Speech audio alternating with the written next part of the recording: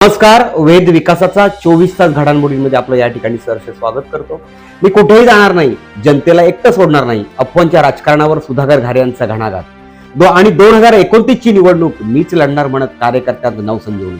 सुधाकर घारे यांनी कर्जत येथे घेतलेल्या पत्रकार परिषदेत अखेर आपल्या शांततेमागचं कारण सांगत राजकीय वर्तुळात सुरू झालेल्या चर्चांना जोरदार उत्तर दिलं. गेल्या काही दिवसापासून सुधाकर घारे नाराज, ते संपर्काबाहेर, मोठा राजकीय निर्णय घेणार अशा चर्चांनी कर्जत खालापूर राजकारणात खळबळ उडाली होती. मात्र पत्रकार परिषदेत घारे यांनी भावनिक आणि तितक्याच कणखर शब्दात आपली भूमिका स्पष्ट करत अफवांच्या राजकारणावर थेट हल्ला चढवला. मी नाराज नाही, मी उपचारासाठी दूर होतो, ह्या एका वाक्यात त्यांनी सर्व चर्चांना पूर्णविराम दिला. नाकाची शस्त्रक्रिया झाल्याने डॉक्टरांनी काही दिवस फोन आणि संवाद टाळण्याचा सल्ला दिला होता, त्यामुळे मी फोन बंद होता. मात्र त्यावरून राजकीय अफवांचे पीक पेरले गेले अशी खंत या ठिकाणी सुधाकर घारे यांनी व्यक्त केली. एका सर्वसामान्य शेतकरी कुटुंबातील मुलाला पक्षाने रायगड जिल्हाध्यक्ष पदापर्यंत आणलं. पक्षाने मला भरभरून दिलं. अजून काही माझ्या नशिबात असेल तर तेही पक्षच देईल असे म्हणताना सुधाकर घारे भावनिक झाले. आपल्या राजकीय प्रवासाचा उल्लेख करत त्यांनी पक्षनिष्ठेची ग्वाही दिली.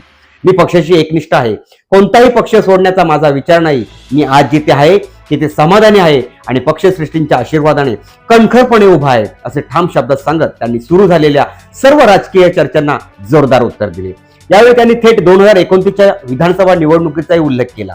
2029 ची विधानसभा निवडणूक सुधाकर घारेच लढणार असा निर्धार या ठिकाणी त्यांनी व्यक्त केला.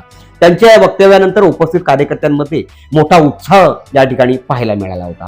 विकासाच्या मुद्द्यावर बोलताना घारे यांनी प्रशासन आणि राजकीय व्यवस्थेलाही प्रत्यक्षात इशारा दिला.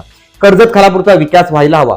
विकासाच्या गोष्टी करणाऱ्यांना राजकीय भेदभावाच्या चष्म्यातून पाहू नका. राष्ट्रवादीचा आहे म्हणून एखाद्याला कॉन्ट्रॅक्ट पासून किंवा कॉन्ट्रॅक्ट देण्यापासून वंचित ठेवणं हे मात्र चुकीचं आहे असे म्हणत त्यांनी विकास कामांमध्ये होणाऱ्या कथित राजकीय भेदभावावर आवाज उठवला.